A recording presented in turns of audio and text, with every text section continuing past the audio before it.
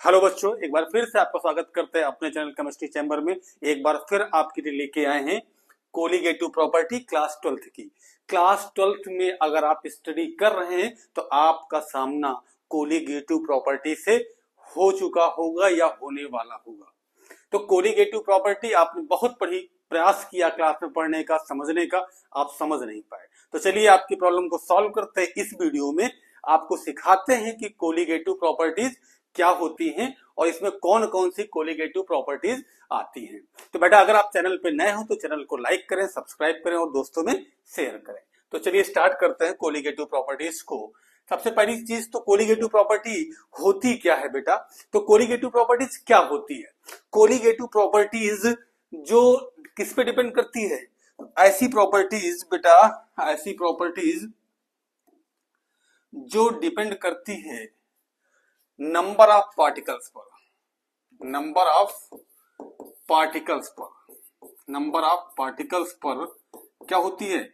ये डिपेंड करती है, नहीं डिपेंड करती है, not depend on nature of solute. Number of particles of solute पर ये डिपेंड करती है, नेचर ऑफ सॉल्यूट पे नहीं डिपेंड करती है। तो ऐसी प्रॉपर्टी सॉल्यूशंस की, आइडियल सॉल्यूशंस की ऐसी प्रॉपर्टी जो नंबर ऑफ पार्टिकल्स पे डिपेंड करे बेटा, उसको हम लोग बोलते हैं कोलिगेटिव प्रॉपर्टीज। तो ऐसी प्रॉपर्टीज को हम लोग क्या बोलेंगे?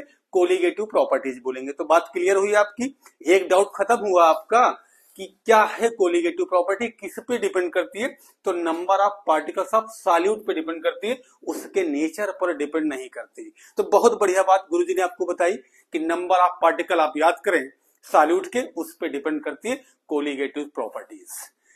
अब क्या आप सॉल्यूट ऐड करेंगे सॉल्वेंट में तो क्या नंबर ऑफ पार्टिकल्स आप काउंट करने बैठेंगे? क्या बैठेंगे 1 2 3 करने बैठेंगे? क्या आप कैलकुलेटर लेके बैठेंगे? क्या आप काउंट करेंगे? नहीं, सर ने आपको बताया कि आपको काउंट नहीं करना है। आपको करना क्या है? आपको मोल फ्रैक्शन उसका ऑब्जर्व करना है। आपको देखना क्या है? उसका मोल फ्रैक्शन। तो बेटा जी आपको क्या देखना है? उसका मोल फ्रैक्शन। जिसका मोल फ्रैक्शन ज्यादा होगी उसकी प्रॉपर्टी डिफरेंट होगी। ठीक है, तो मोल फ्रैक्शन पर डिपेंड करता है। तो ये आप समझ गए कि कोलिगेटिव प्रॉपर्टीज किस पे डिपेंड करती है। अब बात करते हैं कौन कौन सी कोलिगेटिव प्रॉपर्टी होती है। तो बेटा केवल आप क्या करेंगे, आपके पास 5 उंगलियां हैं, 5 में ये कोई काम में नहीं आती है। फिलहाल आपके मेन काम में 4 चलती है। ठीक है, ये आता है अगर आपको धनुष चलाना है तो ये काम में आएगा, बाकी इसका काम अभी फिलहाल आप नहीं करते हैं। तो अब 4 ले लीजिए, इसको छोड़ दीजिए। 4 प्रॉपर्टी याद करें। पहला क्या है? पहला आप देखें लोअरिंग ऑफ वेपर प्रेशर। पहली प्रॉपर्टी क्या है? Lowering of vapour pressure. दूसरी प्रॉपर्टी क्या है? Elevation of boiling point. दूसरी क्या है? Elevation of boiling point. तीसरी प्रॉपर्टी देखें डिप्रेशन ऑफ फ्रीजिंग पॉइंट। चौथी देखें आप ओस्मोटिक प्रेशर। तो आप 4 प्रॉपर्टी आप पढ़ें, केवल 4 प्रॉपर्टी। कौन कौन सी आपको पढ़ना है? फर्स्ट क्या है? Lowering of vapour pressure. Second क्या है? Elevation of boiling point. Third क्या है? Depression of freezing point. Fourth क्या है? Osmotic pressure. तो ये चारों प्रॉपर्टी हैं। अब इसको बेटा हम लोग डिटेल में समझेंगे कौन कौन सी प्रॉपर्टी होती है, कैसी होती है। चलिए फर्स्ट में आते हैं। फर्स्ट क्या कहता है? Lowering of vapour pressure. Lowering of vapour pressure क्या है? लोअरिंग मतलब क्या होता है? लोअरिंग मतलब होता है कि वेपर प्रेशर का डिक्रीज होना, वेपर प्रेशर का कम होना। वेपर प्रेशर का क्या होना? देखिए जब आप वहां पर कोई आप सॉल्वेंट लेते हैं उसका वेपर प्रेशर ज्यादा होता है, और जब सोल्यूशन आप बनाएंगे उसमें क्या ऐड करते हैं? सॉल्यूट ऐड करते हैं, तो उसका वेपर प्रेशर क्या हो जाता है? कम हो जाता है। तो इसी को कहते हैं लोअरिंग ऑफ वेपर प्रेशर। तो लोअरिंग ऑफ वेपर प्रेशर क्या है? वेपर प्रेशर का लो होना, वेपर प्रेशर का कम होना क्या कहलाता है? Lowering of vapour pressure. तो आप समझे। अब देखिए, अब कोई आप क्या लेते हैं? आप लेते हैं सॉल्वेंट। बहुत बढ़िया बात, आप सॉल्वेंट लिए, अब उसमें आप ऐड करें सॉल्यूट। ठीक है, ये कैसा होगा? नॉन वोलाटाइल होगा। नॉन वोलाटाइल आप सॉल्यूट ऐड कर दें बेटा उसमें। अब देखिए इसका अपना क्या होगा? इसका वेपर प्रेशर होगा। इसको लिए हम लोग यूज करेंगे P0 इसके लिए। वेपर प्रेशर ऑफ सॉल्वेंट, ये क्या है, प्योर स्टेट पर है ना बेटा, तो ये प्योर स्टेट पर है, तो इसलिए हम इसमें क्या लिखेंगे, पी नॉट लिखेंगे। अब इससे क्या बनेगा, अब इससे बनेगा सोल्यूशन। अब ये बना दिए हम, सोल्यूशन बना दिए। अब सोल्यूशन आपके पास बन गया। अब बेटा इसका वेपर प्रेशर क्या होगा, तो इसको लिखेंगे पीएस। वेपर प्रेशर आप सोल्यूशन लिखेंगे पीएस, और वेपर प्रेशर आप लिखेंगे सॉल्वेंट पी नॉट। क्या सॉल्यूट जो नॉन वोलाटाइल है, क्या इसका वेपर प्रेशर होगा, नहीं होगा इसका, तो इसका कुछ नहीं लिखेंगे।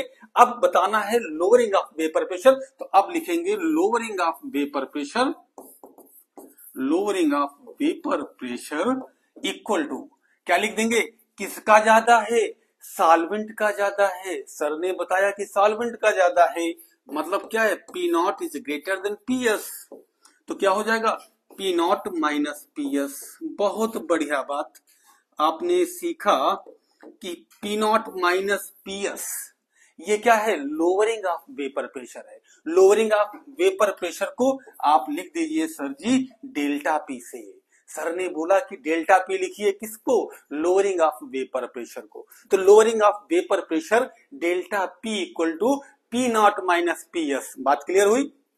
अब इसके बाद लिखेंगे relative lowering of vapour pressure, relative lowering of vapour pressure, तो ये क्या होता है बेटा, अब देखिए ये डेल्टा पी है, तो डेल्टा पी इसको कर दीजिए upon P not, P not से इसको डिवाइड कर दीजिए रिलेटिव को, तो इक्वल हो जाएगा P not minus P S upon P not.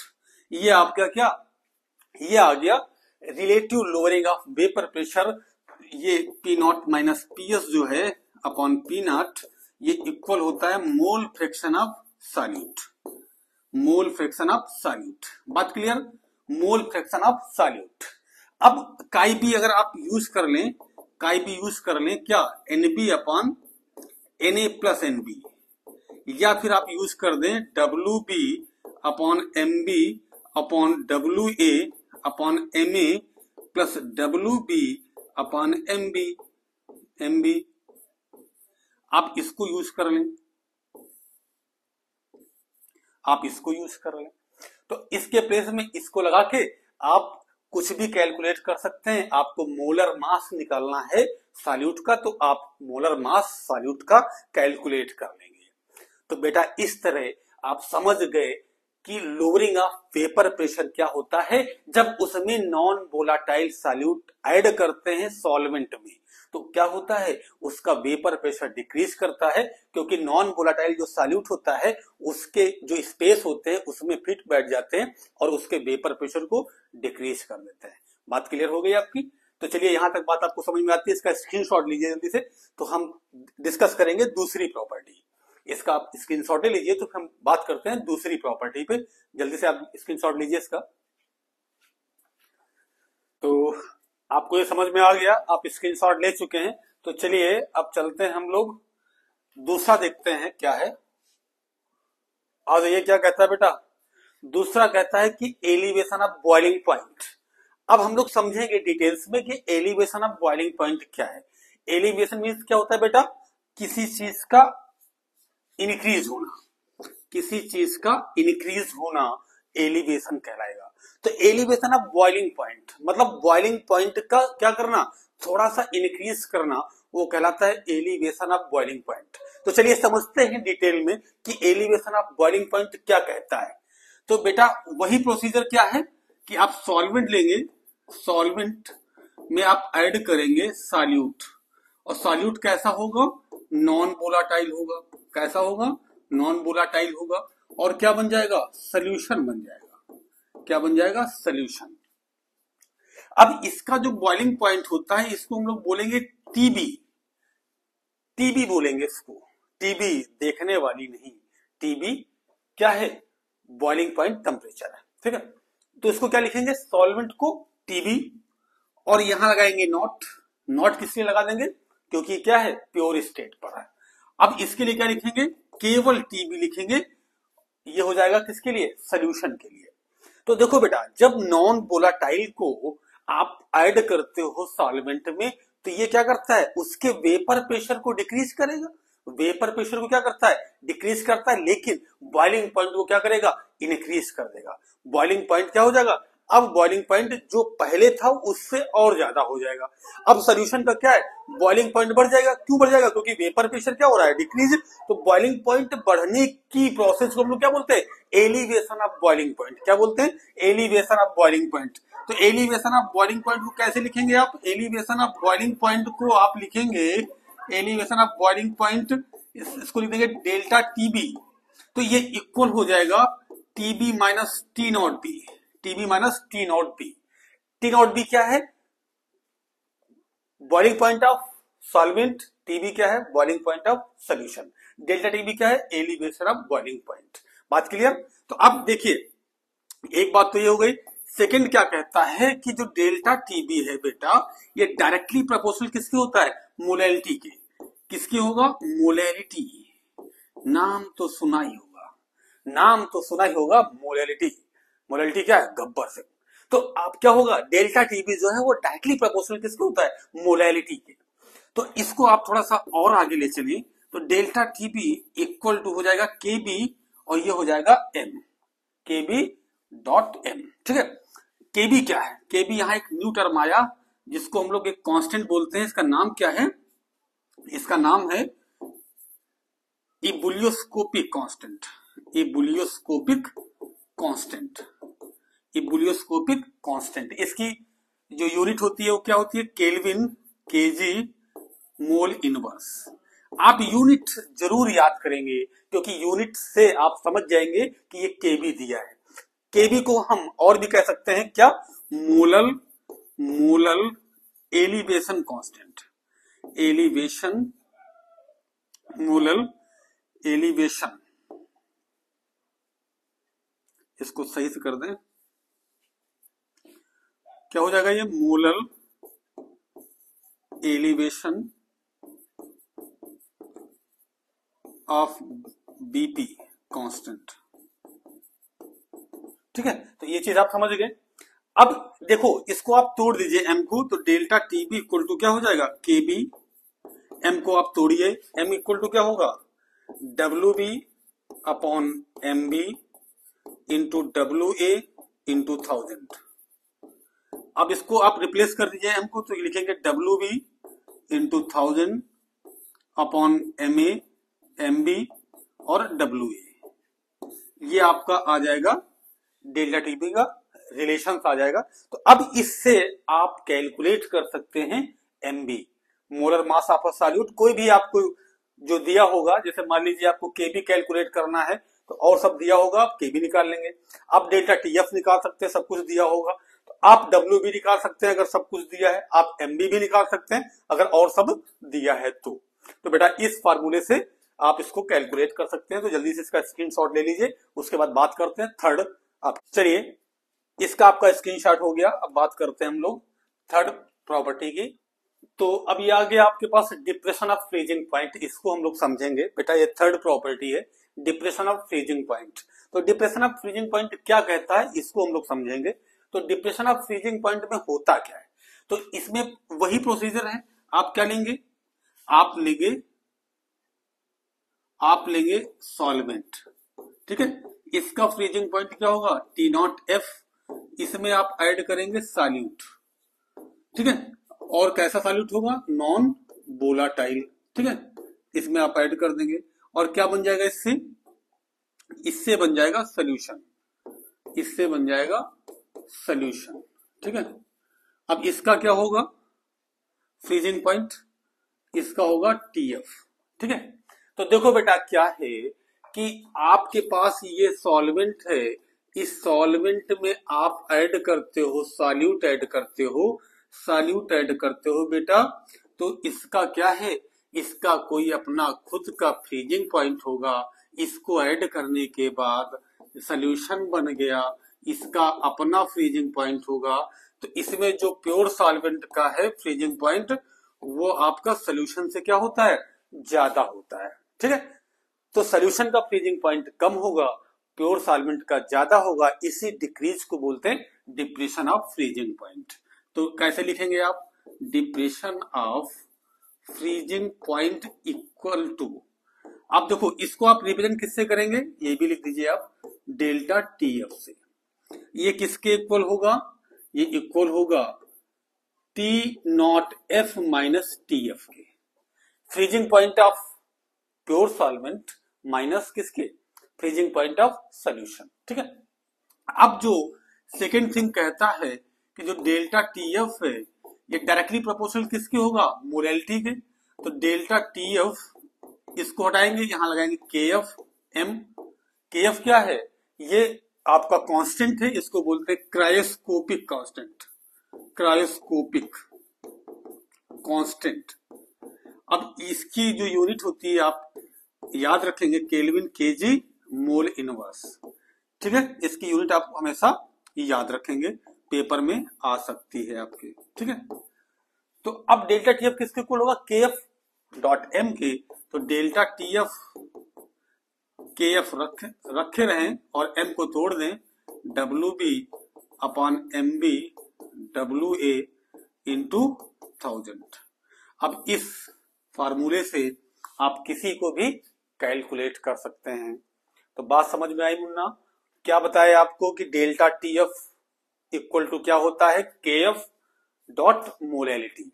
Molality को तोड़ते हैं, एक्सपेंड करते हैं और फार्मूला लगाते हैं, इससे आप कुछ भी कैलकुलेट कर सकते हैं, एम भी कर सकते हैं, के एफ कर सकते हैं, डब्ल्यू भी।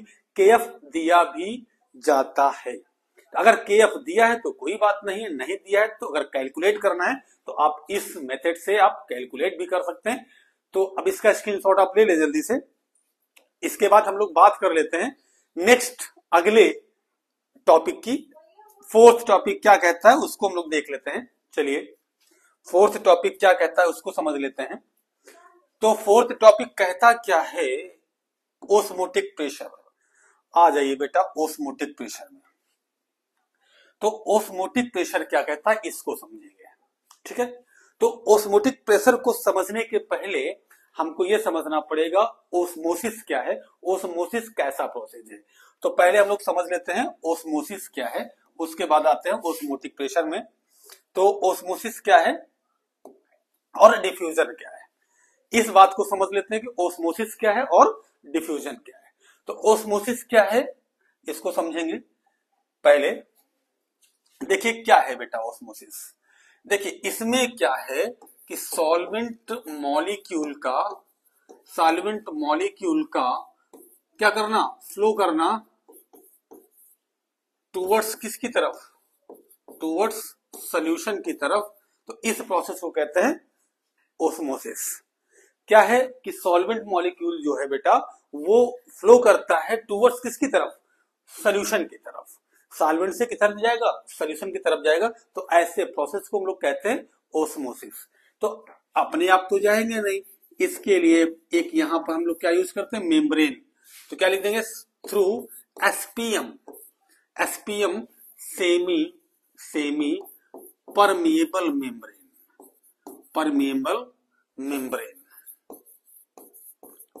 Semi permeable membrane. तो वो सेमी परमेबल मेम्ब्रेन से क्या होता है, उसके थ्रू सॉल्वेंट मॉलिक्यूल पास होता है, किधर से, सॉल्वेंट की तरफ से जाता है सॉल्यूशन की तरफ। मतलब क्या है, लो कंसंट्रेशन से जाएगा हाई कंसंट्रेशन की तरफ, हाई कंसंट्रेशन की तरफ फ्लो करता है। ठीक है, ये किसके लिए एप्लीकेबल है बेटा, ये एप्लीकेबल है लिक्विड सॉल्यूशन के लिए। किसके लिए एप्लीकेबल है, लिक्विड सॉल्यूशन के लिए एप्लीकेबल है ओस्मोसिस। ठीक है, तो बात क्लियर होती है ओस्मोसिस क्या है। अब बात करते हैं डिफ्यूजन। तो डिफ्यूजन में क्या है, यहां पर बेटा सॉल्यूट या सॉल्वेंट कोई भी मॉलिक्यूल किसी की तरफ जा सकता है। इसमें दोनों मॉलिक्यूल क्या है, बोथ क्या हो सकते हैं, फ्लो कर सकते हैं, किसी की तरफ भी जा सकते हैं। सॉल्यूट सॉल्वेंट की तरफ जा सकता है, सॉल्वेंट सॉल्यूट की तरफ जा सकता है, इसमें कोई बाउंडेशन नहीं है। ठीक है, और इसके लिए एसपीएम जो है नॉट रिक्वायर्ड, इसके लिए एसपीएम की कोई जरूरत नहीं होती है। ये कहता है बेटा हम ऐसे ही पास हो जाएंगे, हमारे बीच में मेम्ब्रेन मत लगाइए आप, मेम्ब्रेन की कोई रिक्वायरमेंट नहीं है। मेम्ब्रेन की किसमें है, ओस्मोसिस में है। ठीक है, अब थर्ड क्या है, ये किसके लिए अप्लीकेबल होता है? लिक्विड के लिए। और ये किसके लिए? ये ऑल सोल्यूशन के लिए अप्लीकेबल होता है। ठीक है, जैसे सॉलिड सोल्यूशन है लिक्विड में, गैस के लिए है, ठीक है, सबके लिए ये अप्लीकेबल होता है।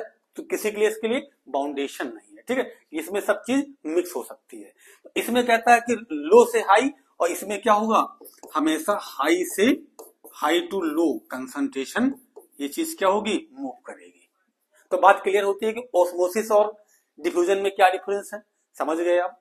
तो इसको आप एक बार देख लें, और इसके बाद हम लोग बात करते हैं कि ऑस्मोटिक प्रेशर क्या है। ठीक है, ऑस्मोटिक प्रेशर समझेंगे। और एक चीज और छोटी सी, एसपीएम भी जान लें कि एसपीएम क्या है। तो एसपीएम थोड़ा सा यहां लिख देते हैं आपके लिए कि एसपीएम क्या है। एसपीएम जो बेटा है, ये एक मेम्ब्रेन है जिससे कुछ मॉलिक्यूल क्या होते हैं, जिसको ये अलाउ करता है, मॉलिक्यूल्स को क्या करता है? अलाउ करता है कि वो पास हो जाएं थ्रू इट। वो क्या है? कुछ एनिमल मेम्ब्रेन भी हम कह सकते हैं होती हैं, जैसे पिग की है मेम्ब्रेन, और कुछ क्या होते हैं? आर्टिफिशियल या सिंथेटिक भी होते हैं। तो वो ऐसे मेम्ब्रेन हैं जो अलाउ करते हैं कि कुछ सर्टेन क्या है, सब्सटेंस या मॉलिक्यूल या पार्टिकल्स क्या हो जाए, उससे क्रॉस हो जाए, और कुछ ऐसे हैं जो क्रॉस ना हो। ठीक है, तो उसको कहते हैं एसपीएम। इसमें कौन कौन सा आता है, नाम भी आप नोट कर लें। इसमें आता है पिग ब्लेडर आती है। ठीक है, पार्चमेंट मेम्ब्रेन आता है, पार्चमेंट मेम्ब्रेन आता है। ठीक है, सेलोफेन आता है, और आता है क्यूप्रिक फेरोसाइनाइट। ये सब चीजें क्या हैं? ये जितनी भी चीजें यहां लिखी हुई हैं, ये सब क्या है? एसपीएम है। ठीक है, बात क्लियर हो गई एसपीएम क्या है? तो चलिए इसको आप नोट कर लें।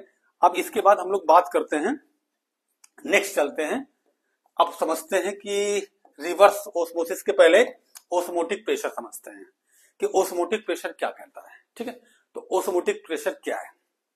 देखिए, कुछ ऐसा एक्सटर्नल प्रेशर, देखिए बेटा इसको समझते हैं। देखिए, जैसे मान लीजिए ऑस्मोसिस प्रोसेस चल रहा है। ठीक है, ऑस्मोसिस प्रोसेस क्या है? चल रहा है। इसको स्टॉप करने के लिए या इसको प्रिवेंट करने के लिए जो इसके ऊपर एक्सटर्नल प्रेशर अप्लाई किया जाएगा, एक्सटर्नल प्रेशर जो इसके ऊपर अप्लाई होगा, वो कहलाता है ऑस्मोटिक प्रेशर। ठीक है, मतलब क्या है कि एक एक्सटर्नल प्रेशर जो ऑस्मोसिस को क्या कर दे? प्रिवेंट कर दे या स्टॉप कर दे। ठीक है, मतलब क्या है? ऑस्मोसिस हो रही है, क्या है कि सॉल्वेंट मॉलिक्यूल लो कंसंट्रेशन से हाई की तरफ क्या हो रहे हैं? मूव हो रहे हैं, जा रहे हैं, चले जा रहे हैं धीरे धीरे। तो एक ऐसा प्रेशर जो इस मूवमेंट को क्या कर दे? प्रिवेंट कर दे या स्टॉप कर दे, ऐसे ही प्रेशर को हम लोग बोलते हैं ऑस्मोटिक प्रेशर। ठीक है, और ऑस्मोटिक प्रेशर को पाई से रिप्रेजेंट किया जाता है, पाई से। ठीक है, पाई इक्वल टू क्या होता है? पाई इक्वल टू होता है CRT। सी क्या होता है? कंसंट्रेशन, आर क्या होता है? गैस कांस्टेंट है, टी क्या है? टेम्परेचर। तो आप सी को आप N/V के फॉर्म में भी लिख सकते हैं। तो क्या लिखेंगे? पाई इक्वल टू सी को आप रिप्लेस कर दें, आपके मान लीजिए सी लिखा हुआ है, इसको आप ऐसे लिखें, pi equal to N/V RT। Clear? अब आप N को लिख सकते हैं WB/MB से। तो आप क्या लिख दें? Pi equal to WB/MB RT/V। आप इस फार्मूले से भी पाई को रिप्रेजेंट कर सकते हैं। तो इस फार्मूले से आप पाई कैलकुलेट कर सकते हैं, MB भी कैलकुलेट कर सकते हैं। तो बात क्लियर हो गई आपको? चलिए अब यहां 3 टॉपिक और समझ लेते हैं छोटे छोटे। क्या? आइसोटोनिक सोल्यूशन क्या है बेटा? आइसोटोनिक सोल्यूशन क्या है? देखो, मान लीजिए कोई 2 सोल्यूशन है, एक ए है और दूसरा बी है। ठीक है, एक ए है दूसरा बी है। अब इसका जो पाई है ए का और इसका जो पाई है बी का, दोनों के ओस्मोटिक प्रेशर जब क्या होंगे, इक्वल होंगे। जब दोनों का ओस्मोटिक प्रेशर क्या होगा, इक्वल होगा, तो उसको हम लोग बोलते हैं आइसोटोनिक सॉल्यूशन। बात क्लियर हो गई आपकी। दो सॉल्यूशन जिनका ओस्मोटिक प्रेशर क्या है, सेम है, उसको हम लोग बोलते हैं आइसोटोनिक सॉल्यूशन। दूसरा है हाइपरटोनिक, हाइपरटोनिक सॉल्यूशन। कोई दो सॉल्यूशन, मान लीजिए एक सॉल्यूशन क्या है, ए, और दूसरा क्या है, बी, तो इसमें क्या होगा, पाई ए, इसका क्या होगा, पाई बी। मान लीजिए पाई ए क्या है, ग्रेटर देन पाई बी, ठीक है, तो पाई ए क्या होगा, यानी कि ए क्या होगा, हाइपरटोनिक सॉल्यूशन। ठीक है, बात क्लियर, हाइपरटोनिक सॉल्यूशन। हाइपरटोनिक में कोई चीज रखते हैं तो वो क्या करती है, श्रिंक करती है। इस बात को हमेशा याद रखेंगे। जब हाइपरटोनिक सॉल्यूशन में कोई चीज होती है तो वो क्या होता है, उसका वाटर अंदर से बाहर निकल जाता है। थर्ड क्या है बेटा, थर्ड समझ लेंगे, थर्ड समझेंगे इसमें हाइपोटोनिक, हाइपोटोनिक सॉल्यूशन। तो हाइपोटोनिक क्या कहता है, एक सॉल्यूशन ए दूसरा बी, इसका पाई ए इसका पाई बी। इसमें मान लीजिए ये पाई ए क्या है, लेस है, तो जिसका सॉल्यूशन का क्या होगा, पाई लेस होगा, उसको हम लोग बोलेंगे हाइपोटोनिक। हाइपोटोनिक में चीज क्या होगी, रखी जाएगी तो वो स्वेल करेगी। क्या करती है, स्वेल करती है। तो बात क्लियर हो गई कि कब कोई भी सब्सटेंस स्वेल करता है, कब वो श्रिंक करता है, ये बात आप समझ गए होंगे। क्लियर बात आपकी। चलिए, तो ये आप समझ गए कि ओस्मोटिक प्रेशर और सॉल्यूशंस कैसे होते हैं। अब एक छोटा सा प्रोसेस और समझ लेंगे, कि इसको आप नोट कर लें जल्दी से। तो अब एक प्रोसेस और समझ लेंगे, रिवर्स ओस्मोसिस क्या कहता है। तो इसी के बाद आज यहां समाप्त करेंगे। देखिए, रिवर्स ओस्मोसिस क्या कहता है बेटा, रिवर्स ओस्मोसिस क्या कहता है।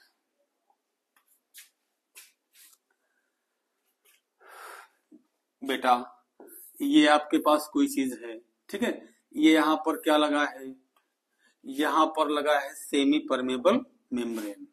क्या लगा है, सेमी परमेबल मेम्ब्रेन, ठीक है, ऐसे है ये, ठीक है। अब कुछ चीज इधर से इधर क्या हो, पास हो रही है। मान लीजिए ये क्या है, सॉल्वेंट है, और इधर क्या है, सोल्यूशन है। तो सॉल्वेंट से किधर जा रही है, सोल्यूशन साइड जा रही, तो जाने दीजिए इसको, आप क्यों रोक रहे हैं। लेकिन क्या करना है, आपको एक ऐसा प्रेशर अप्लाई करना है इसके ऊपर, एक ऐसा प्रेशर अप्लाई करना है, ऐसा प्रेशर जो क्या हो, ओस्मोटिक प्रेशर से ज्यादा हो। क्या हो, ज्यादा हो। एक ऐसा प्रेशर अप्लाई करेंगे जो ओस्मोटिक प्रेशर से क्या होगा, ज्यादा। तो वो जब प्रेशर ज्यादा होगा, वो इस प्रोसेस को क्या कर देगा, इस प्रोसेस को रिवर्स कर देगा, उल्टा कर देगा। तो रिवर्स कर देगा इस प्रोसेस को। तो ऐसे ऐसे प्रोसेस को हम लोग क्या बोलते हैं, रिवर्स ओस्मोसिस। ऐसे प्रोसेस को हम लोग कहते हैं रिवर्स ओस्मोसिस। तो एक ऐसा प्रोसेस जहां पर जो प्रेशर है एक्सटर्नल, वो ओस्मोटिक प्रेशर से ज्यादा हो, तो प्रोसेस रिवर्स हो जाएगा। तो ऐसे प्रोसेस को हम लोग कहते हैं रिवर्स ओस्मोसिस। तो बेटा, आपको समझ में आ गया कि कोलिगेटिव प्रॉपर्टी क्या है। आपको अगर क्लास अच्छी लगी हो तो चैनल को लाइक और सब्सक्राइब करना बिल्कुल मत भूलें। चलिए, मिलते हैं किसी और वीडियो में, तब तक के लिए बाय बाय।